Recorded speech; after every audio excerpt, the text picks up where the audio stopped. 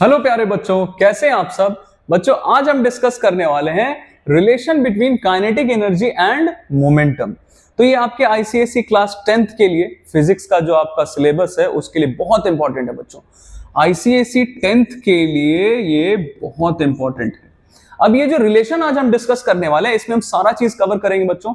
Exactly kinetic energy क्या होता है, मोमेंटम क्या होता है, ये सारा चीज डिस्कस करते हुए हम इन दोनों के रिलेशन के बारे में डिस्कस करेंगे, क्योंकि इससे रिलेटेड क्वेश्चंस आपके बोर्ड्स के एग्जाम में या स्कूल के एग्जाम्स में आते हैं और उसको हम डायरेक्टली सॉल्व कर सकते हैं बिना ज्यादा टेंशन लिए हुए, बहुत आसानी से। तो हम पहले ये शुरू करते हैं कि काइनेटिक एनर्जी क्या है, मोमेंटम क्या है, फिर दोनों के बीच का रिलेशन देखेंगे और फिर क्वेश्चंस कैसे आते हैं इससे और उसको कैसे सॉल्व करते हैं, सारा चीज करेंगे। तो आइए स्टार्ट करते हैं बच्चों। सबसे पहला चीज है कि काइनेटिक एनर्जी है क्या। तो देखिए, काइनेटिक एनर्जी किसी बॉडी में कब होता है? जब वो बॉडी चल रहा हो, जब वो बॉडी मोशन में हो। अगर कोई भी बॉडी मोशन में है तो उसमें कौन सा एनर्जी रहेगा? काइनेटिक एनर्जी रहेगा। बहुत सिंपल सा चीज है, आपने सुना ही होगा। अगर कोई बॉडी रेस्ट पे है तो उसमें काइनेटिक एनर्जी नहीं होता। जैसे फॉर एन एग्जांपल, ये स्क्रीन जो है हमारे सामने जो सस्पेंडेड जो टंगा हुआ है, ये इसका मास बहुत ज्यादा है, मान लेते हैं 20 kg है, लेकिन ये रेस्ट पे है तो इसमें काइनेटिक एनर्जी नहीं है। इसी की जगह पे ये जो हमारा स्टाइलस दिख रहा है, पेन दिख रहा है, ये बहुत हल्का है स्क्रीन के कंपैरिजन में, मास बहुत कम है इसका, लेकिन ये धीरे धीरे मूव कर रहा है तो इसमें काइनेटिक एनर्जी है। तो हम क्या बोलते हैं कि the energy possessed by a body due to the state of motion, that is kinetic energy. और ये काइनेटिक एनर्जी के लिए हम ऐसा यूनिट या सीजीएस यूनिट क्या लेंगे? एनर्जी जो सा भी हो, kinetic energy, potential energy, sound, light, heat energy, कोई सा भी, अगर ऐसा यूनिट बोला तो ऐसा यूनिट हम क्या लेते हैं बच्चों एनर्जी के लिए? जूल। अगर ये पूरा लिखना है तो स्मॉल जे से स्टार्ट करना है। आपको पता होगा कि ये साइंटिस्ट का नाम है, इसीलिए पूरा लिखना है तो स्मॉल जे, स्मॉल लेटर से स्टार्ट करना, और सिर्फ सिंबल देना है तो कैपिटल जे। और इसका सीजीएस यूनिट होता है erg, and it has got no abbreviation. इसके लिए कोई अब्रिविएशन, कोई सिंबल नहीं है। इसको जब भी लिखते हैं तो पूरा ही लिखते हैं, दैट इज ERG, अर्ग, है ना। अब इसके एक्सप्रेशन पे आते हैं। काइनेटिक एनर्जी का एक्सप्रेशन फॉर्मूला क्या होता है? हाफ mv², जहां पे m क्या है? मास ऑफ द बॉडी, और v क्या है? वेलोसिटी ऑफ द बॉडी, है ना। It is quite simple. अब देखिए, काइनेटिक एनर्जी के बारे में हमें पता चल गया।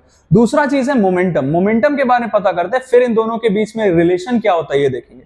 देखिए, मोमेंटम क्या होता है बच्चों? मोमेंटम को हम स्मॉल p से डिनोट करते हैं, और जनरली जब भी मैंने बच्चों से पूछा है ना कि मोमेंटम क्या है, तो वो यही बोलते हैं कि it is the product of mass and velocity of the body, है ना। लेकिन ये बोलना गलत है बच्चों। अगर आपसे पहले कुछ पूछा गया कि वो क्या है, तो आप पहले उसके बारे में बताएं कि वो क्या है। अगर हम बोले कि it is the product of mass and velocity, तो हमें ये तो पता चल जाएगा कि ये है, कितना है, इसका मैग्नीट्यूड कितना है मोमेंटम का, लेकिन क्या है मोमेंटम ये पता चलेगा क्या? नहीं। तो बच्चों, ये मोमेंटम क्या है हम इसी फॉर्मूला के हेल्प से ही समझ लेते हैं। एक चीज और, आपको अभी फिलहाल क्लास 10th तक के लेवल में आप अगर इसके ऊपर ये वेक्टर का जो साइन देते हैं वो नहीं भी दें, ये नहीं भी दें तो भी चलेगा, है ना।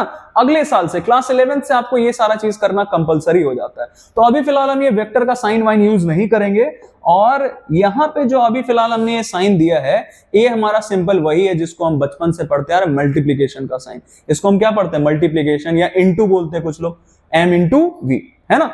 अब देखिए, ये हम इसको डिफाइन कैसे करेंगे। जैसे मान लीजिए पूरा बिल्डिंग है, बहुत ज्यादा मास है इसका, मान लेते हैं 1 लाख kg, तो मास हो गया इस बिल्डिंग का 1 लाख kg, लेकिन इसका velocity, obviously the building is at rest, तो इसका वेलोसिटी क्या होगा? 0।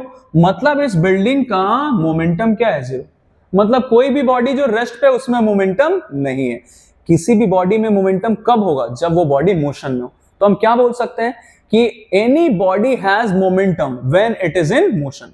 पहले हमने ये चीज बता दिया कि किसी भी बॉडी में मोमेंटम कब होगा? जब वो मोशन में हो तब। अब आएंगे उसके मैग्नीट्यूड पे, उस पे वैल्यू, उसके वैल्यू पे, और बताएंगे कि it is equal to the product of mass and velocity of the body. ये सही तरीका है किसी चीज को डिफाइन करने का, है ना। तो चलिए अब आगे बढ़ते हैं। अब ये हमें मोमेंटम के बारे में पता चल गया। एक चीज और, इसका ऐसा यूनिट क्या होगा बच्चों? ऐसा यूनिट क्या होगा? किसी भी चीज का ऐसा यूनिट लिखने बोला गया तो एक बहुत आसान सा तरीका, आप उसका फॉर्मूला देख लीजिए।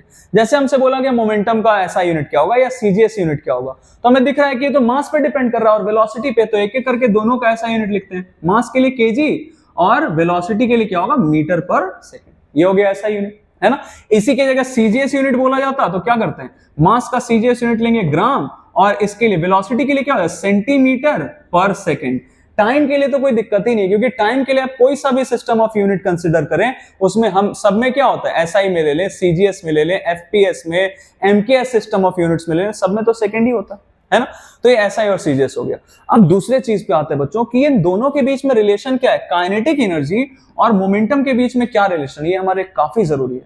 अब देखिए क्या कर सकते हैं, मैं जरा ये सारा चीज हटाता हूं, आप इन सारे चीजों को नोट कर सकते हैं बच्चों, थोड़ा वीडियो को पॉज करके आप नोट कर सकते हैं। अब देखिए हम क्या करने वाले हैं, और इसके बारे में जो मैं आपको रिलेशन बताऊंगा ना, वो आपको रटने की जरूरत नहीं है, आप उसको खुद से भी कर सकते हैं, बहुत आसान तरीका है। देखिए सबसे पहला काम हम क्या करते हैं कि हम किसी भी एक चीज को सब्जेक्ट बना लेते हैं यहां से। जैसे मान लीजिए मैंने मास को सब्जेक्ट बना लिया, तो मास इक्वल क्या आ गया, P/V, सब्जेक्ट बना लिया मास को, तो ये मान लीजिए हमारा इक्वेशन 1 हो गया। अब यहां पे आपको दिख रहा है कि काइनेटिक एनर्जी क्या, हाफ mv², तो यहां से हम क्या कर सकते हैं, फ्रॉम इक्वेशन 1 हमें क्या मिल जाएगा, देखिए काइनेटिक एनर्जी इक्वल क्या होता है, हाफ m, तो यहां से हम m के जगह क्या रख सकते हैं, P/V, और ये v² तो पहले से था ही, तो आपको दिख रहा होगा कि P तो रहेगा, यहां एक v से एक v कट जाएगा, तो ऊपर क्या बचेगा, एक v और नीचे 2, और फिर काइनेटिक एनर्जी, तो ये देखिए क्या आ गया, काइनेटिक एनर्जी मल्टीप्लाइड बाय 2, ये क्रॉस मल्टीप्लाई कर लिया, इक्वल P इंटू V। देखिए बच्चों एक रिलेशन आ गया, काइनेटिक एनर्जी और मोमेंटम के बीच का एक रिलेशन आ गया। तो ऑब्वियसली आपको ये सोचेंगे कैसे, जैसे एक चीज मैंने आपको बता दिया, अब दूसरा एक और तरीका है, आपने जैसे यहाँ पे मास को सब्जेक्ट बनाया है, जरूरी थोड़ी कि हमेशा मास को ही सब्जेक्ट बनाए, हम वेलोसिटी को सब्जेक्ट बना लेते हैं और फिर उससे जो वैल्यू आता वो इसमें रखते हैं, तो हमें एक और रिलेशन मिल जाता। तो मैं पहले आपको वो रिलेशन बता देता हूं, फिर उसके बाद आएंगे कि इस पे क्वेश्चंस कैसे आते हैं, जरा देखते हैं। जैसे मान लीजिए मैंने यहाँ पे लिखा kinetic energy equal half mv², और इस बार मैंने क्या किया कि पिछली बार हमने किसको सब्जेक्ट बनाया था, देखिए मास को सब्जेक्ट बनाया था, इस बार हम वेलोसिटी को सब्जेक्ट बना लें, तो ये क्या हो जाएगा, P/m, ये मान लीजिए हमारा इक्वेशन 2, इसका कुछ नाम दे देते हैं। तो अब देखिए तो क्या कर सकते हैं, काइनेटिक एनर्जी इक्वल क्या हो गया, हाफ m, और v, देखिए v को सब्जेक्ट बनाया, तो फ्रॉम इक्वेशन 2 हम क्या लिख सकते हैं, देखिए v के जगह हम क्या रख सकते हैं, P/m, तो v² है ना, तो क्या हो जाएगा P²/m²। अब देखिए तो क्या होगा, एक m से एक m कट जाएगा, तो ऊपर क्या बचा, P² और नीचे क्या बचेगा, 2 इंटू m, और ये इधर रहा काइनेटिक एनर्जी। अब आप इसको क्रॉस मल्टीप्लाई करेंगे तो क्या लिख सकते हैं आप इसको, 2m into kinetic energy equal P², that is momentum square. ये देखिए दूसरा रिलेशन आ गया। अब हमारे दिमाग में सवाल ये आता है कि सर कौन सा रिलेशन कब लिखना है, ये कैसे पता चलेगा। कुछ नहीं करना है बच्चों, आपको क्वेश्चन में ना जो चीज नहीं दिया गया है उसको आप गायब कर दीजिए, जो भी चीज नहीं दिया। जैसे देखिए अगर हमें क्वेश्चन में कहीं पे भी मास के बारे में कुछ नहीं बोला गया, मास के बारे में कोई इंफॉर्मेशन नहीं है, तो अब जो चीज है ही नहीं उसके लिए हम क्या कर सकते हैं, उसको गायब कर देंगे, उसको हटा देंगे। और गायब करेंगे कैसे, मास का वैल्यू हमने किसके टर्म्स में लिख लिया, P/V के टर्म्स में, और देखिए यहां पे रख दिया P/V मास के जगह। अब आपको ये जो एक्सप्रेशन दिख रहा है इसमें कहीं मास जरूरत ही नहीं है, मास का कोई जरूरत ही नहीं पड़ेगा, तो बिना मास के भी हम क्वेश्चन सॉल्व कर सकते हैं। अब इसी के जगह अगर आपको कोई ऐसा क्वेश्चन मिला जिसमें वेलोसिटी के बारे में कुछ नहीं बताया गया, तो जो चीज नहीं पता उसको हटा देंगे। वेलोसिटी नहीं पता तो वेलोसिटी का वैल्यू किसके टर्म्स में लिख लिया, P और M के टर्म्स में। अब देखिए यहां रख दिया P और M के टर्म्स में। अब देखिए इस एक्सप्रेशन में कहीं भी वेलोसिटी का जरूरत नहीं है, तो हम क्वेश्चन सॉल्व कर सकते हैं, है ना। ये आप तरीका यूज कर सकते हैं, जिस क्वेश्चन में जो चीज नहीं पता आपको उसको हटा दीजिए, सब्जेक्ट बना लीजिए, उसका वैल्यू रख दीजिए और उसको हटा दीजिए, है ना।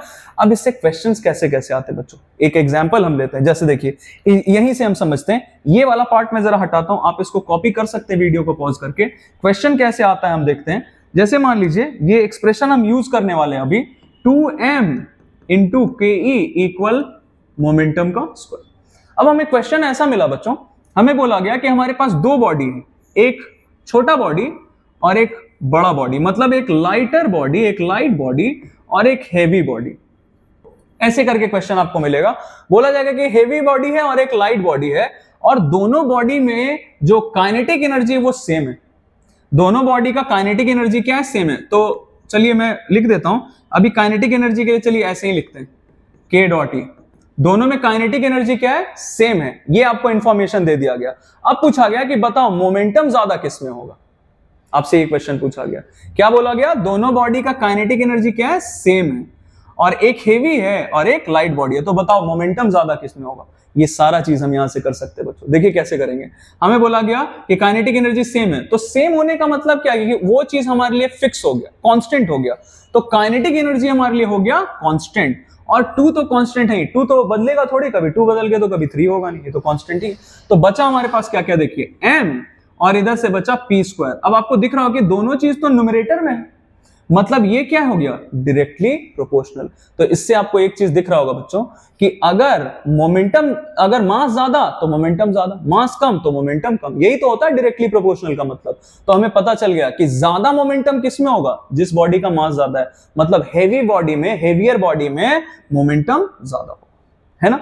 अब दूसरे तरीके से क्वेश्चन कैसे पूछा जाता है ये भी मैं आपको बता देता हूं। देखिए मान लेते हैं हमें बोला गया कि हमारे पास ये सारा चीज हम जरा हटाते हैं, ये भी हटा देते हैं, ये भी हटा देते हैं, मैं वापस लिख देता हूं इसको आपके लिए, 2m इंटू काइनेटिक एनर्जी। अब इस बार हमें बोला गया कि हमारे पास फिर से एक लाइट बॉडी है, एक मैं थोड़ा शॉर्ट में लिख रहा हूं, एक लाइट बॉडी और एक हेवी बॉडी, आपको दिख रहा होगा इसका मास ज्यादा इसका मास कम। और बोला गया इस बार कि दोनों का मोमेंटम सेम है, तो मान लीजिए दोनों का मोमेंटम लिख लेते हैं स्मॉल p, दोनों का मोमेंटम क्या है, सेम। तो बोला है कि ज्यादा काइनेटिक एनर्जी किसमें होगा बताओ, है ना। आपको मैं सोचने का तरीका बता रहा हूं बच्चों, कोई रटा रटाया विद्या नहीं है कि ये सर ने बता दिया ये रट लिया जाके, कोई जरूरत नहीं है। आप समझिए चीजों को और अपने से आप टैकल कर सकते हैं। अब देखिए क्या बोला, ये हेवी बॉडी ये लाइट बॉडी, दोनों का मोमेंटम क्या हो गया, सेम। तो ये वाला पार्ट हो गया हमारा सेम, मतलब फिक्स हो गया, कांस्टेंट हो गया, और 2 भी क्या है, कांस्टेंट। अब देखिए तो क्या क्या बचा, m। ये काइनेटिक एनर्जी हम उधर भेज सकते हैं ना, तो एक काइनेटिक एनर्जी इधर डिवीजन में आ जाएगा। चलिए एक बार मैं आपको एक स्टेप लिख के दिखाई देता हूं। हमने यहाँ इधर क्या क्या रखा है, 2 रखा है इधर, और काइनेटिक m भी हम मान लीजिए इधर ही रख लेते हैं, और काइनेटिक एनर्जी को इधर भेज दिया डिवीजन में। अब हमारे पास कांस्टेंट क्या क्या है, p² कांस्टेंट और 2 भी कांस्टेंट। तो देखिए तो यहां से क्या मिला, m न्यूमरेटर में और काइनेटिक एनर्जी कहां है, डिनोमिनेटर में। तो देखिए तो इसको हम क्या बोलते हैं, इनवर्सली प्रोपोर्शनल, मतलब जिसका मास ज्यादा उसका काइनेटिक एनर्जी कम, जिसका मास कम उसका काइनेटिक एनर्जी ज्यादा। तो यहां से हम बता सकते हैं, हमसे अगर पूछा गया कि बताओ काइनेटिक एनर्जी ज्यादा किसमें है, तो जिसमें मास कम है उसका काइनेटिक एनर्जी ज्यादा, तो will go for the lighter body. तो ऐसा ऐसा सवाल आपसे पूछा जाता है बच्चों, है ना। एंड आई होप कि मैंने आपको जो भी ये रिलेशन बताया, और ये बहुत आसान सा चीज है, आपको अगर इन दोनों के बीच में रिलेशन पता है तो आप सारा क्वेश्चन आसानी से सॉल्व कर सकते हैं। तो आई होप कि मैंने आपको जो बताया इस वीडियो में आपको अच्छा लगा, समझ में आया। अगर ऐसा है तो बच्चों please help us grow our channel, और ये सिर्फ आपकी मदद से हो सकता है। तो जो भी नीडी लोग हैं, नीडी बच्चे हैं, आप उनसे ये वीडियो जरूर शेयर करिए और उनको बताइए कि उनके हेल्प के लिए ढेर सारा वीडियोस है इस चैनल पे।